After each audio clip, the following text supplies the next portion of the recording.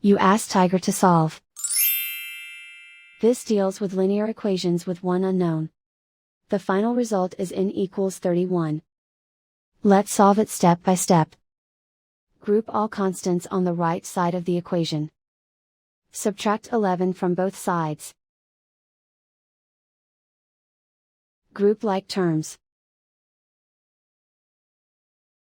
Simplify the arithmetic.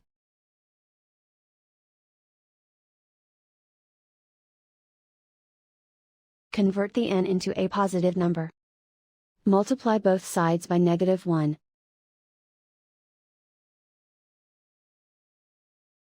Remove the ones. Simplify the arithmetic.